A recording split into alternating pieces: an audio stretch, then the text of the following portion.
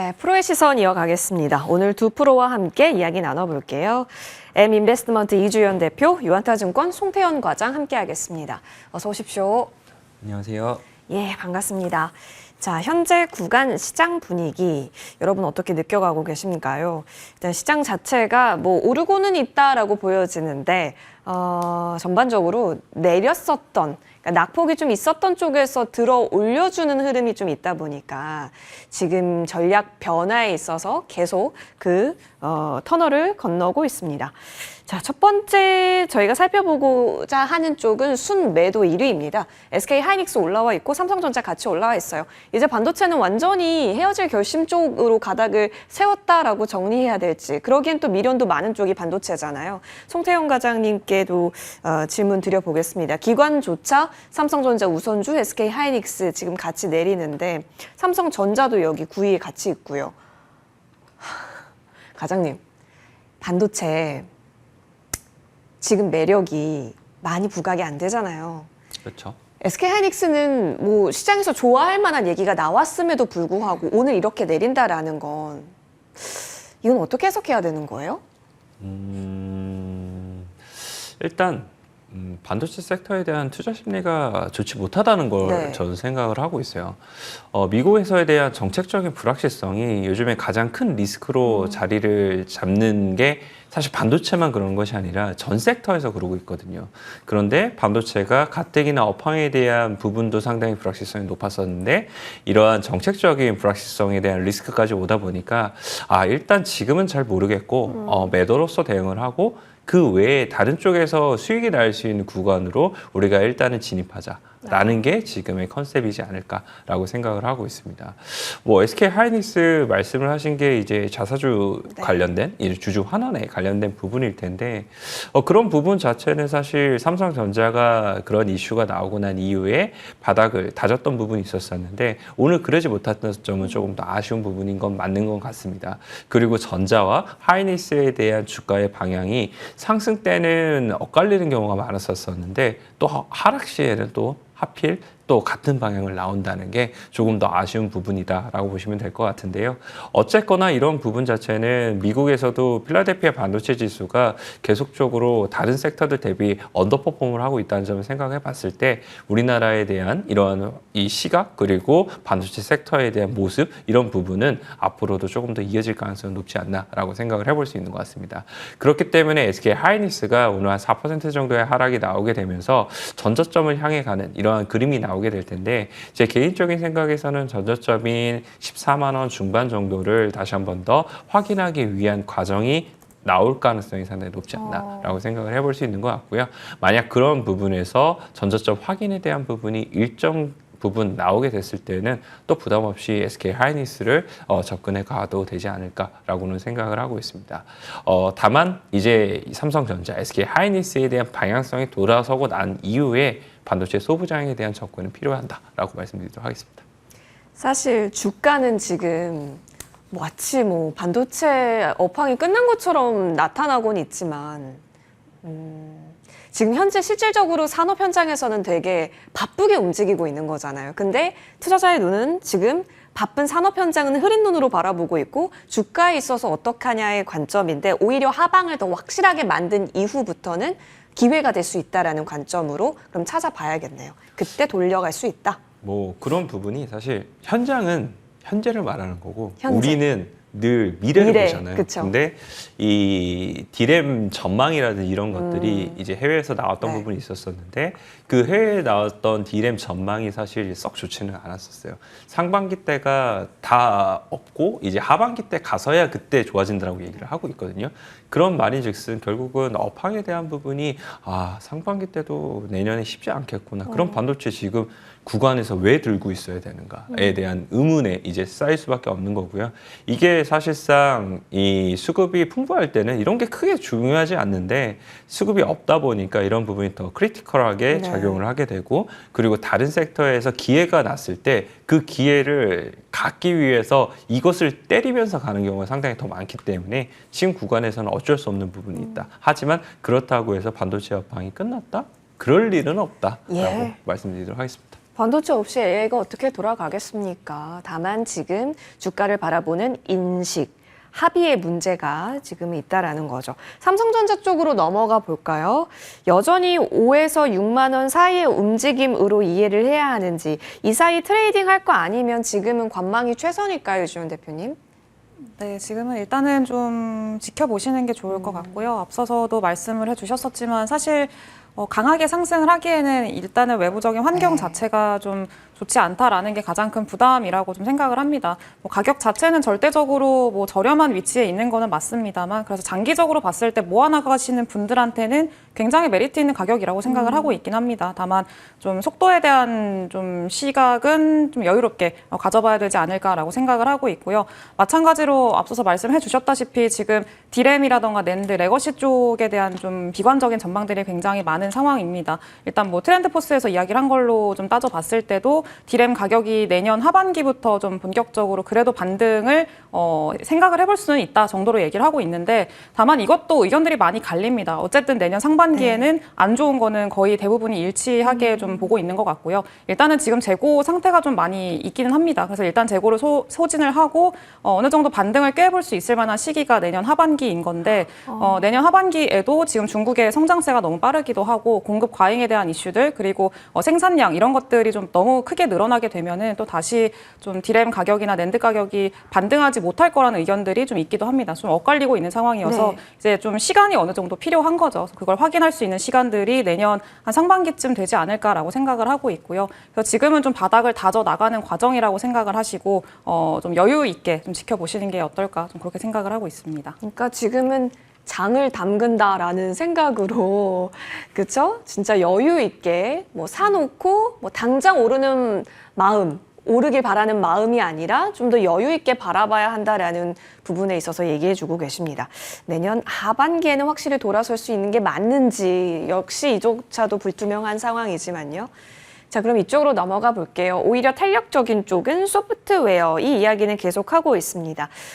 송태영 과장님, 제가 오늘 한 정오쯤에 패널 분과 얘기를 하면서 지금 AI 소프트웨어 주는 산허리의 중간일까요? 아니면 지금 입장표 끊는 매표소를 끊는 그 초입인 걸까요? 라고 얘기를 했었을 때 초입이라는 관점을 좀 주시기는 했어요. 근데 이번엔 기대감도 기대감인데 실적이 뒷받침된다라는 게 지난 과거와는 또 다른 부분이잖아요. 또 미국에서 워낙 이렇게 추세를 잘 만들어주고 있다라는 벤치마크 요소가 있으니까, 그렇다면 AI 소프트웨어에 대한 관점은 갖고 계신 분들은 뭐 꾸준히 즐겨도 되는 거고, 없으신 분들은 지금도 탑승해도 괜찮은 거 맞는지요? 어떠세요? 고민이 많이 돼요. 고민이 돼요? 네. 어떤 부분에서요? 사실 입장표를 지금 끊는다라고는 전 동의하진 않아요. 왜냐하면 월봉 기준으로 보게 되면 이미 네이버 같은 경우에 20% 정도가 상승이 나왔고, 카카오 같은 경우에도 저점 대비는 거진 20%가 나왔어요. 그리고 일반적인 중소형에서 이름이 있는 AI 관련된 업체들 최소 30% 나왔어요.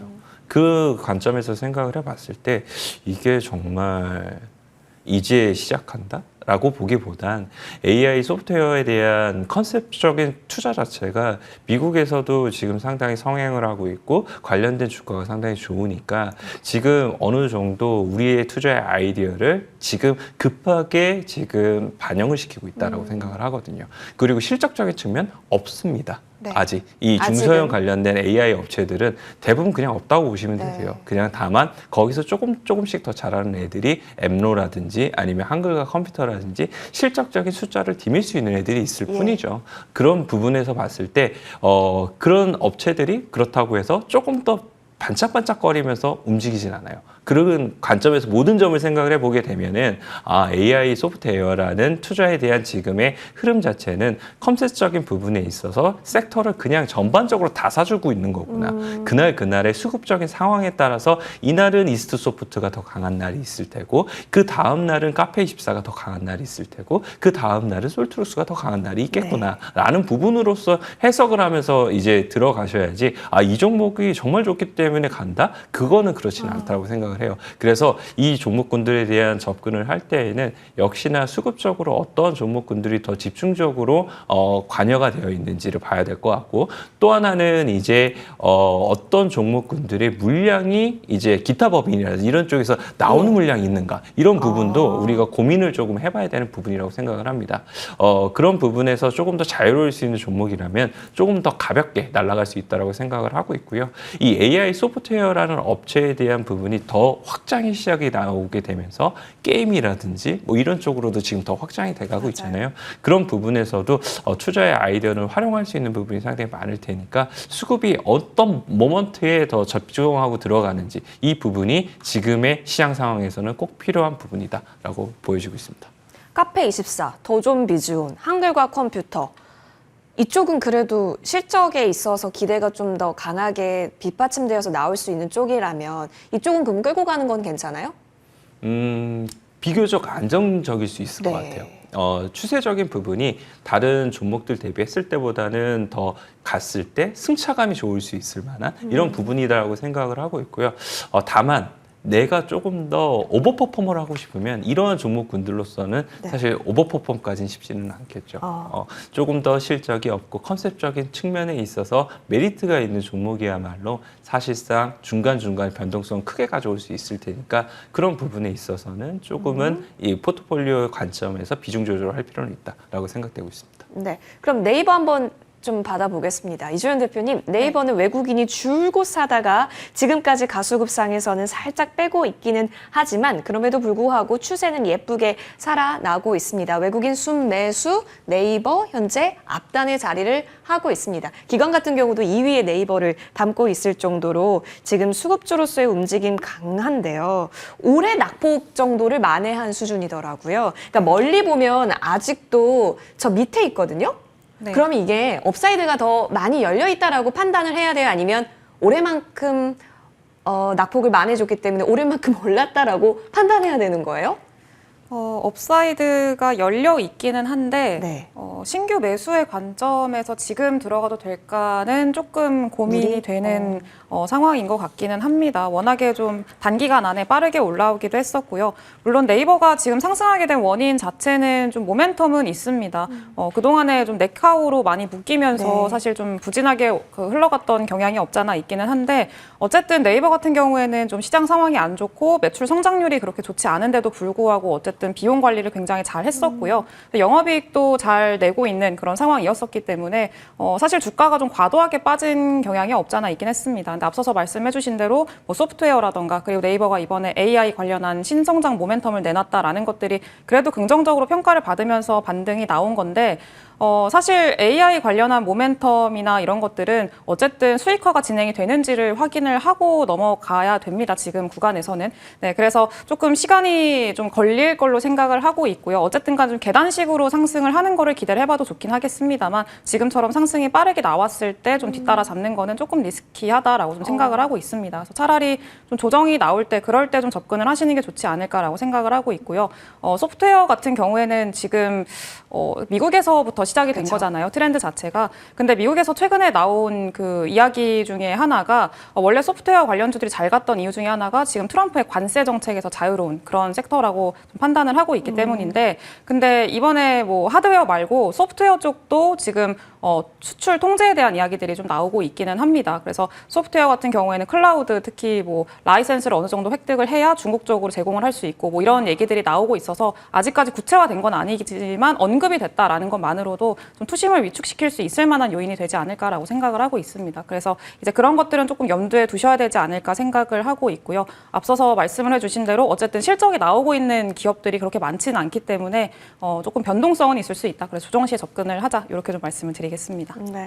트럼프 무풍지대로서 그동안 점수를 좀 많이 따왔었는데 이제 좀 더 지켜볼 부분은 있어 보입니다만, 어쨌든 변동이 좀 있을 때 들어간다라는 것에 있어서는 업사이드가 열려 있는 것도 사실인지라 체크해 보시면 좋겠습니다. 네이버 살펴봤고요. 이제 이쪽으로 넘어가 보겠습니다. 기관이 빼고 있는 쪽을 보니 포홀, LG 엔솔 현재 확인이 되네요. 지금 셀 좀 빼고 있죠.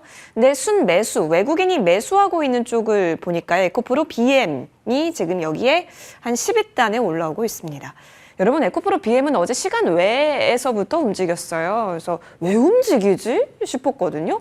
그랬더니 뭐 코스피 이전 상장 얘기가 있었습니다. 그래서 이제 우리 과장님과 대기실에서 얘기를 했죠. 과장님, 코스피 이전 상장하면 이렇게까지 오르는 거 맞아요? 그때 맞다라고. 아, 그렇죠. 예. 네, 맞습니다. 네. 사실 지금의 투자 심리가 반영이 되는 부분이 그렇게 크지 않기 때문에 이 정도 선에서 멈췄을지도 몰라요. 패시브 자금에 대한 부분이 변화될 수 있다. 그러한 기대감이 있게 되었을 경우를 생각을 해보게 되면은 예전에도 많은 사례에서 이전 상장을 앞두고 주가는 폭등을 했던 경험이 상당히 많았었습니다. 그런 관점에서 생각을 해보게 되면 오늘 2차 전지 섹터 자체가 약한데 에코프로 BM이 이렇게 유독 강하다는 것은 이런 수급적인 기대감 때문에 강한 부분이 있다라고 좀 보시면 될 것 같고요. 물론 오늘 외국인들에 대한 이 에코프로 BM에 대한 매수 자체가 정말 계속 추세적으로 일어날 것인가? 뭐 이런 부분에 있어서는 저도 캐쳐 마크가 달리는 건 사실이기는 합니다만 그럼에도 불구하고 어쨌거나 수급적인 기대감을 가져볼 수 있는 부분은 더 많을 테니까 만약 내가 똑같은 투자에 대한 아이디어를 사용을 할 때 이런 부분은 플러스적인 요인이 될 수 있다라고 생각을 해볼 수 있는 것 같아요. 그래서 2차 전지 섹터에 대해서 앞으로도 계속 엇갈리는 이제 의견들과 뉴스 보도가 나오게 될 텐데 다시 한 번 더 좋아질 수 있는 구간이 되면 저는 에코프로 BM을 먼저 선제적으로 더 다른 종목들 대비 살 수 있는 이러한 관점에서 보지 않을까라고 생각을 해볼 수 있는 것 같고요. 다만 이제 LG 에너지 솔루션에 대한 업황에 대한 의견을 좀 보게 되면은 미국 관련돼서 역시나 불확실성이 너무 높기 때문에 전망을 자체를 못하고 있어요. 그래서 웬만한 2차 전지 섹터에 대한 종목군들이 왜 이렇게 옆으로 횡보 내지는 밑으로 빠졌다가 다시 올라오는 것을 반복을 하는지를 시장이 정말 아직은 불확실성이 높기 때문에 이렇게 있구나라고 생각을 좀 해볼 수 있는 부분이 있는 것 같습니다. 2차 전지 업황으로 보면 지금은 안개속. 그렇기 때문에 어디로 갈지 방향을 잡지 못하는 상황. 에코프로 BM은 패시브 자금 유입에 대한 기대감으로 그럼 이전까지는 이렇게 상방으로 좀 갈 수 있는 모멘텀은 충분히 될 수는 있겠네요. 그렇기는 합니다만 아까 말씀드린 것처럼 2차 전지 섹터가 정말 안 좋아요. 근데 에코프로 BM만 주구장창 갈 수는 없는 거잖아요. 그럴 때는 당연히 좀 더 눌리게 되는 거고 이 반대로 이런 부분에서 다시 좋아지는 부분이 생길 때는 다른 종목들보다 조금 더 오버퍼폼을 할 수 있다는 거죠. 그래서 그런 관점에서 내가 2차 전지 섹터에 대한 투자를 그 다음번에 들어가기 시작을 할 때는 에코프로 BM으로 해야겠다라고 생각을 하게 되는 것 같습니다. 전략적인 선택이 되게 중요하겠네요. 알겠습니다. 2차 전지 받고 또 하나 고민되는 쪽이 있습니다. 제약바이오 얘기 나눠볼게요. 지금 외국인 순매수단에 삼바 이름 올라와 있습니다. 셀트리온 같이 보이고 있고요. 기관 순매수로는 셀트리온, 현재 리가캠 바이오까지 확인됩니다. 펩트론, 에스티팜, 한올 바이오, 파마 등등. 여기저기 오늘 아침부터 제약바이오 관련해서 좋은 뉴스도 있었고 근데 여태까지 시장이 아무리 좋은 뉴스가 나와도 제약바이오가 좀 밀렸었던 최근이었거든요. 근데 오늘은 호재를 또 호재로 받아들이는 건가 싶긴 했는데 여기에 금리 인하, 깜짝 인하까지 나와준다면 제약바이오는 날개를 달았겠거니 싶었습니다. 근데 알테오젠이라든지 HLB는 또 그만큼 슈팅이 안 나와요. 대표님, 이제 제약바이오를 바라보는 시선이 이전과는 완전히 달라진 거예요?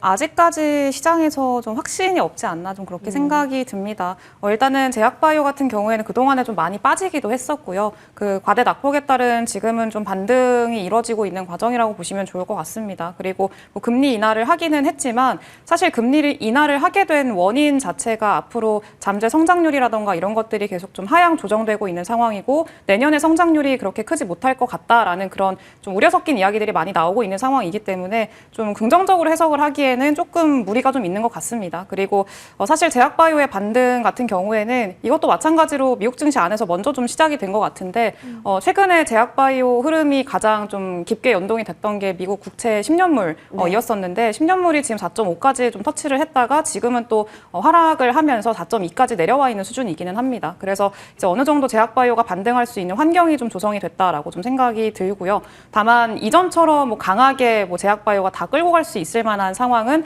조금 더 기다려봐야 되지 않을까라고 생각을 하고 있습니다. 워낙에 지금은 좀 연말 다가오고 있는 상황이고 그동안에 많이 빠져있는 종목들보다는 그래도 좀 가볍게 탄력적으로 움직일 수 있는 어느 정도 움직임이 큰 그런 종목들 중심으로 수급 쏠림이 진행이 되고 있기 때문에 제약바이오는 일단은 지금은 기술적인 반등 정도로 좀 보시는 게 좋을 것 같고요.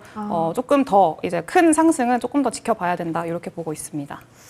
네. 그러면 오늘은 보수적인 입장에서 지금 보고 계시는 거네요. 알겠습니다. 자, 그러면 이쪽이 좀 궁금해요. 전력기기주요.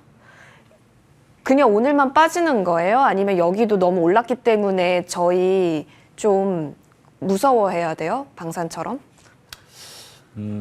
일단 너무 오늘 섹터에 관련돼서는 너무 스트롱한 생각은 안 가지고 계시는 게 좋을 것 같아요. 언제든지 이 차익이 발생을 할 수가 있는 부분이 생길 테고 그런 차익이 발생하는 이 타이밍이 생각보다 작은 것에서도 발생을 많이 네. 하거든요. 그런 관점에서 생각을 해봤을 때 지금까지 전력기기를 많은 부분 끌고 왔었던 논리에서 새로운 논리가 무언가 생겨나지 않는 이상에서는 저는 지금 구간을 조금 조심을 해야 되지 않을까라고 생각을 하고 있고요. 반등이 중간중간에 나오는 것도 사실이기는 합니다만 조금 더 새로운 종목군, 뭐 산일전기라든지 뭐 이러한 종목군들 중심으로 더 나오고 있다는 것은 그만큼 섹터에 대한 이 매수가 들어오게 될 때 전반을 매수하기보다는 조금 더 이 포인트가 될 만한 종목들만 그냥 끌어올리게 되는 이런 것들이 많아진다는 것은 그만큼 자금이 부족해진다는 걸 의미를 하는 것 같아요. 그래서 이러한 관점 생각해 보면 이 전력기기 섹터는 조금 더 다시 한 번 더 자금의 크기가 커지기 전까지는 일단은 보수적으로 생각을 하자라고 말씀드리도록 하겠습니다. 많이 오른 쪽은 보수적으로 생각해야 하는 현재 구간이지 않을까 싶습니다. 두 분과 함께 했고요. 프로의 시선 나와주셔서 고맙습니다. 인사드릴게요.